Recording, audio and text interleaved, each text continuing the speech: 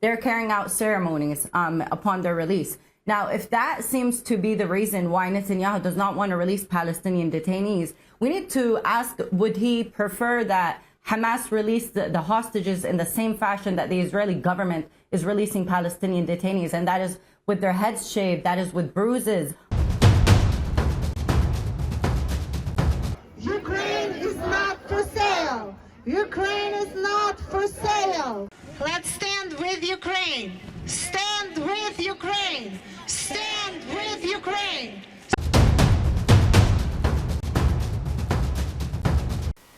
Hello, my name is Stanley Heller. Welcome to the Struggle Video News.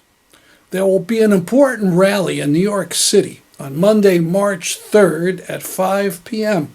It's a rally against the ADL, the supposed defender of American Jews, which sees its real job as defending Israeli apartheid and rich people generally. Remember, this outfit excused the notorious salutes of Elon Musk as an awkward gesture. The rally is led by Jewish organizations and is billed as Jews Tell the ADL, Jews Say No to Trump and Musk. The location is being kept quiet, I assume, to make it harder for fascist counter-protesters.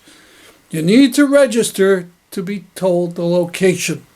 Go to thestrugglevideo.org for a link to register. Haaretz is the one Israeli paper to read regularly, but this article may be the worst it ever printed. It concerns Dr. Hussam Abu Sufiya, who was the director at the Kamal Adwan Hospital in Gaza. He was taken on December 27th and never charged with anything. His lawyer was finally able to see him on February 11th.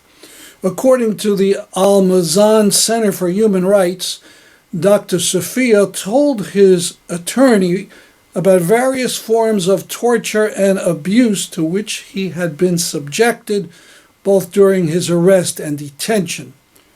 He reported being forcibly stripped, having his hands tightly shackled, and being made to sit on sharp gravel for approximately 5 hours by Israeli forces. He was also subjected to severe physical abuse, including beatings with batons and electric shock sticks, as well as repeated blows to the chest. So the Israeli prison officials decide to parade him between torture interrogations in front of an Israeli TV reporter. That's certainly a violation of international law.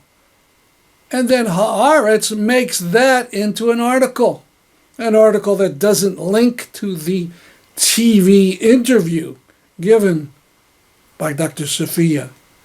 Sentences are quoted without context, along with a claim that the doctor, quote, seemingly admitted, unquote, that hostages had been in the hospital. It was a journalistic travesty. Sufiya is still in an Israeli hellhole, and he should be released.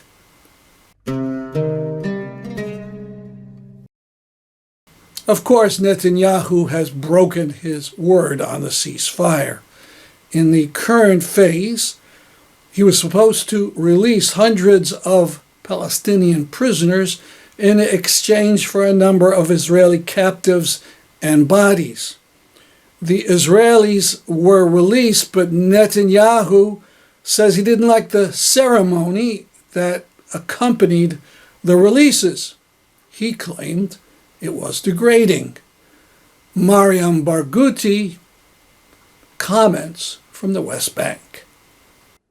That is correct. The Israeli regime is not adhering to the agreements of the ceasefire. Now, we need to recognize that according to Netanyahu's government, the reason they're delaying the release of the 600 Palestinian detainees is because, under the pretext of what Netanyahu is claiming, he does not like the way the Qassam Brigade and Hamas is releasing the Israeli hostages. Now, you need to recognize that it's very well documented how Hamas is releasing the hostages. They're carrying out ceremonies upon their release. Now, if that seems to be the reason why Netanyahu does not want to release Palestinian detainees, we need to ask, would he prefer that Hamas release the hostages in the same fashion that the Israeli government is releasing Palestinian detainees, and that is with their heads shaved, that is with bruises on their faces, that is with skin disease, that is dumping bodies out of a truck into an open field. So we really need to recognize that tactically and strategically, the way the Israeli government is behaving is like an angry teenager.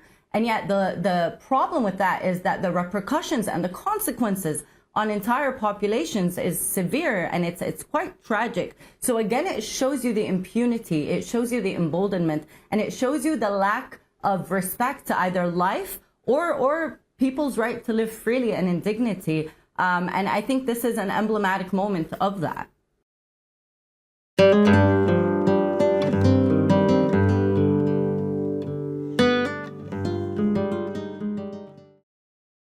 Now I'm going to read a letter to the editor that was sent to the Hartford Courant by a dozen U.S. veterans. It's called "The Pope Accused of Misrepresentation." Pope Francis boiled it down simply to, "This is cruelty, this is not war." The Israeli Foreign Ministry responded quickly saying, "The Pope's remarks are particularly disappointing as they are disconnected from the true and factual context of Israel's fight against jihadist terrorism," adding, "a multi-front war that was forced upon it starting October 7th. The blame should be directed solely at the terrorists, not at the democracy defending itself against them." The veterans say, "Hello, such statements are wildly false. Despite the denial of all reporters' access to Gaza and the killing of over 160 Palestinian journalists, the barbarism cannot and has not been hidden. Too many smartphone videos. Millions of world citizens have viewed these horrific acts for over a year now. Humanitarians and historians worldwide have mutually condemned Israel's hateful genocide. All the human rights organizations, including Amnesty International and Human Rights Watch, have stated that the slaughter and denial of life essentials is a clear violation of the rules of war established after the Nuremberg trials and the Geneva Convention. Hitler's unbridled racism and reign of terror is back, this time for the world to see live, unless you get your news from corporate television. Big media, whether it's conservative or liberal, fails to report the truth about Palestine, including the unfettered supply of bombs and weaponry needed for ruthless destruction and unrelenting genocide.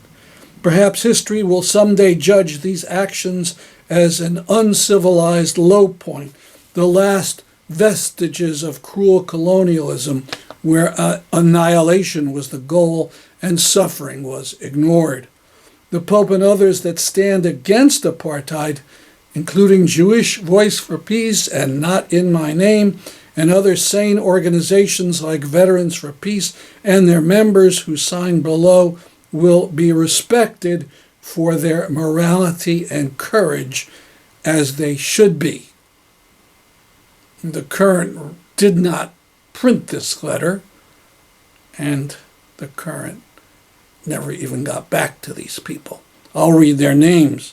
Apologize for any mispronunciation. Bill Potvin of Willimantic, Guy Blaze of Windsor, Dave Iono, Hartford, Bill Damaris, North Windham, Joe Briowa, West Hartford, Jim Pandaro, West Haven, Wynn Heimer, West Hartford, Tom Connolly, West Hartford, Michael Murphy, Willington, Gregory Laxer Danielson, Jim Brasile of Newington, Fred Lewis of New Britain. Pope Francis, as you know, is very sick, but he recovered a bit and resumed his daily practice of telephoning Christians in Gaza. Much respect to him. On February 25th, Israel launched a massive aerial assault against Syria's capital of Damascus, as well as other cities in the south of the country. Local media sources reported strikes near Damascus, as well as the cities of Quneitra and Dera. Israeli Defense Minister Israel Katz confirmed the attacks, stating that any attempt by the Syrian regime forces and the country's terrorist organizations to establish themselves in the security zone in southern Syria will be met with fire.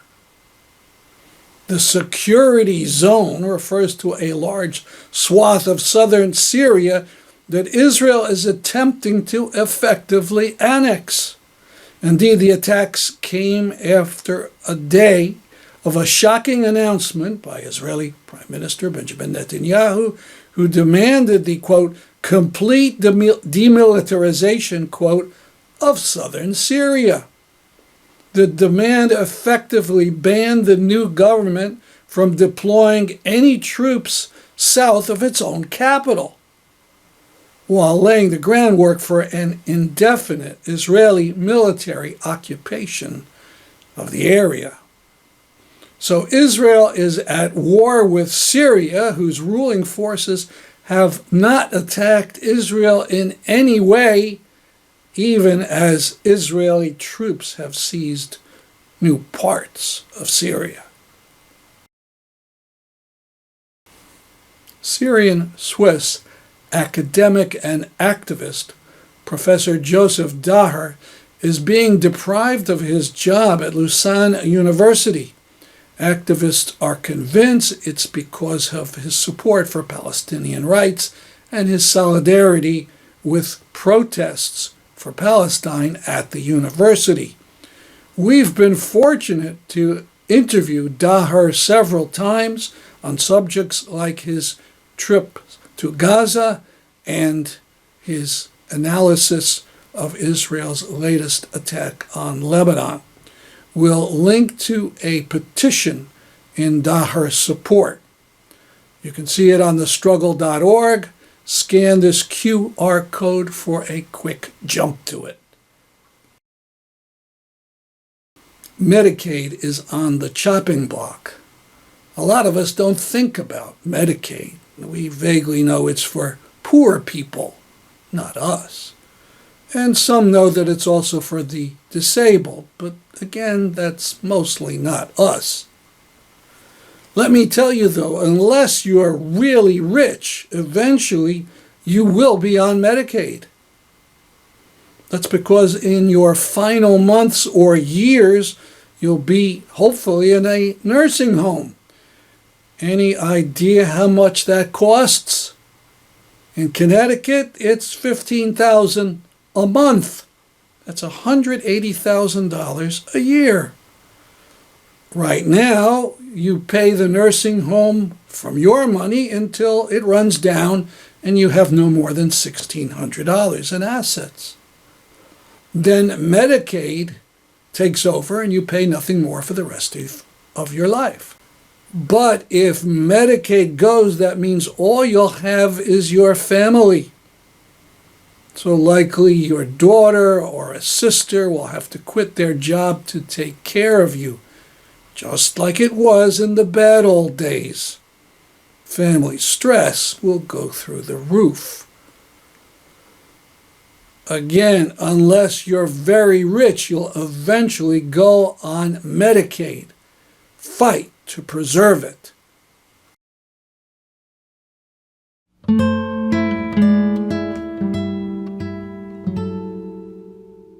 President Trump has made the U.S. government change sides in the war against Ukraine. In the resolution that passed the UN General Assembly, that again denounced Russia for its invasion, Russia, of course, voted no. But so did the United States. Then the U.S. presented a toothless resolution at the Security Council that Russia supported, but European allies of the U.S. would not vote for. And look at what Trump demanded from Ukraine: $500 billion in minerals to repay the U.S. for $100 billion in support. The Washington Post correctly headlines its editorial on this: "The White House Ukraine minerals plan sounds like a shakedown."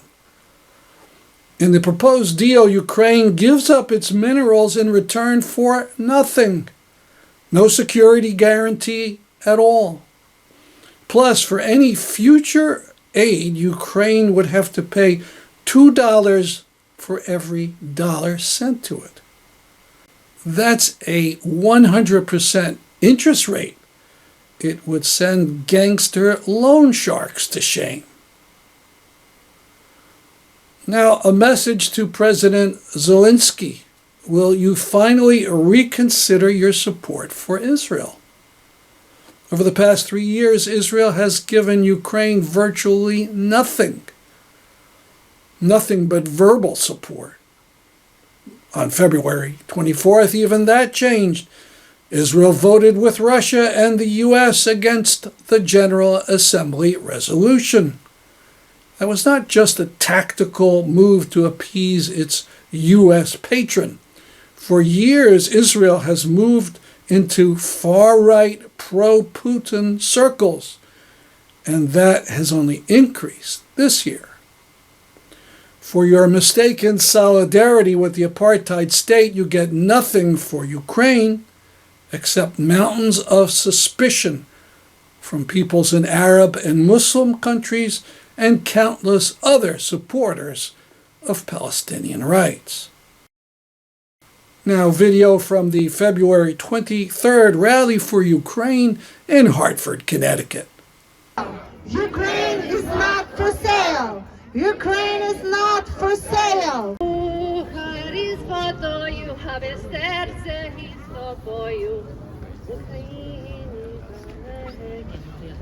Let's stand with Ukraine. Stand with Ukraine. Stand with Ukraine. Stand with Ukraine. Stand with Ukraine. Stop Russian aggression. Stop Russian aggression.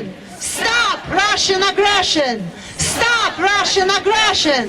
Stop Russian aggression. Stop Russian aggression. Stop Russian aggression. Stop Russian aggression. Stop Russian aggression. Please look around. Look around. Look at those nice posters. They bring very important messages to everyone in this world. Take the pictures, post them. This is very incredible, strong, powerful. I'm looking around. You guys did an amazing job. This is what we need. We need the world to hear us. Подивіться вокруг себе, подивіться на ці плакати, почитайте, засніміть, запустьте у себе. Хай цей світ побачить, що ми існуємо, ми боремось, ми єдині, і ми маємо право на життя. Ви неймовірні. Україна! Україна! Україна! О, молодці, вже ми трошечки розігріваємось, всіх вітаємо. Hello everyone, thanks so much for coming, getting closer. We are starting very soon, very, very soon.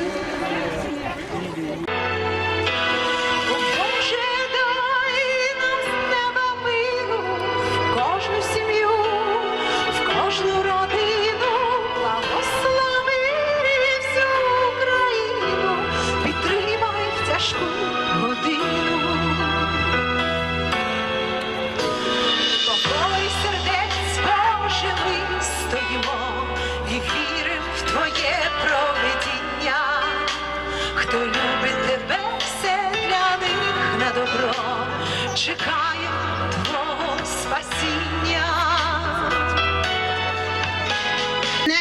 last, I would like to invite the Honorary Consul of Romania to Connecticut, founder of Connecticut for Ukraine Refugee Matching Program, Immigration Attorney Dana Putin.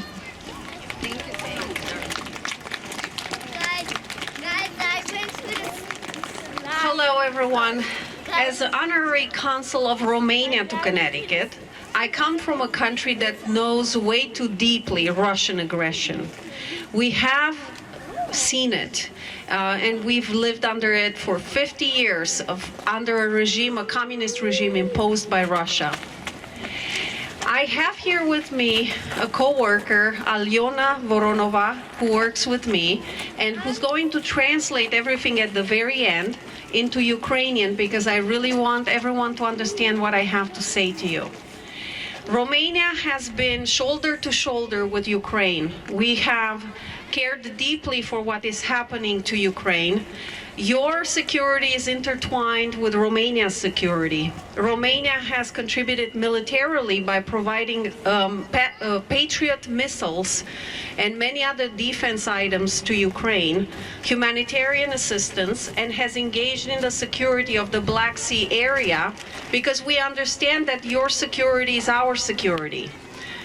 Also, I want to share with you that recently we have faced our own Russian hybrid war in Romania through Russian interference into the Romanian presidential elections. This issue still remains unresolved, and right now the Russians are trying to install a pro-Russian candidate in Romania, so this is spreading everywhere. Also, as if all these challenges are not enough, as an immigration attorney, legally representing Ukrainians with U4U, TPS, asylum, and green cards, we've seen an attack on Ukrainians who arrived under U4U in the United States by way of having their status frozen by USCIS, so that they are unable to switch for now to any other status, such as TPS and anything else. We believe this is an attempt to try to tell you that you're not welcome here, and with every fiber of our being at my law firm, together with Alyona and Vlada, and as Ukrainian speakers at my firm, we are trying to fight for the rights of Ukrainians who arrived here on U4U. In that vein, I want to encourage our federal politicians to try to introduce protective measures in Congress to protect Ukrainians from being deported and to solidify their permanent status in the United States. All right, thank you so much. Thank you. It's so nice to have such a great neighbors, by land, by heart, by soul, by spirit. So thank you. I want to invite the next guest. It's Dr. Dalia, Baltic Community, newly appointed Honorary Consul of Lithuania to Connecticut. Right? Did I do it? Good job? Good. I know it just happened, so I'm very excited for you. This is our good old friend as well. She's always with us, so thank you for coming. Thank you so much. Hello to all of you. I'm so pleased to be with you, and I know how much it means to all of us. Lithuania just celebrated a week ago Independence Day, and how proud they felt having their flag raising above the Capitol. I know your feelings. I know how important for you is. This fight for independence, for your freedom, is important for you, for us, for whole entire world. You cannot give up. And that's why you have these supporters around you. I'm here from American Lithuanian community, but I'm also representing Lithuanians in Lithuania, and they are neighbors, the same as 3 Baltic states. We know what it means to be independent comparing to what it means to be occupied. Lithuania was the first country to declare independence in 1990 after 50 years of occupation. We know the price, we know the feeling. We celebrated 107 years from the first day of independence in 1918. And we know how you historically connected to all European countries, your neighbors. Therefore, today, I just want to tell you how proud we are that you are not giving up. And I'm here to show our support for freedom and your fight for independence. Slava Ukraine! I'm here with you. The next guest I would like to invite, it is from Ukrainian National Home, Petro. We gotta hold the flag because it might fall, yeah. Petro Gulich. Welcome.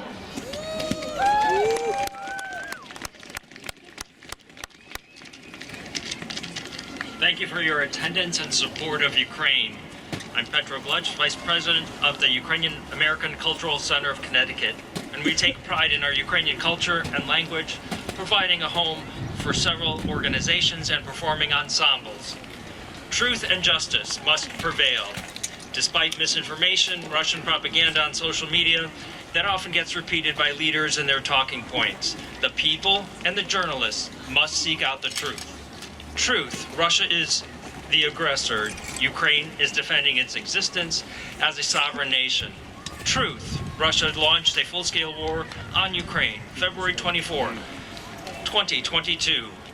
At 4 a.m., large cities were pummeled with missiles and almost took down the capital of Kyiv. Truth, Russia by force claimed about 20% of Ukraine's territory, the regions and the Crimean Peninsula on February 27th back in 2014. Truth, Russia was the first to break its promise in the Budapest Memorandum signed in 1994 when Ukraine gave up its nuclear weapons for security assurances from nuclear powers the US, UK, and Russia. Stop this war! Help Ukraine! That's our program for today. See you next week. I'm Stanley Heller for the Struggle Video News.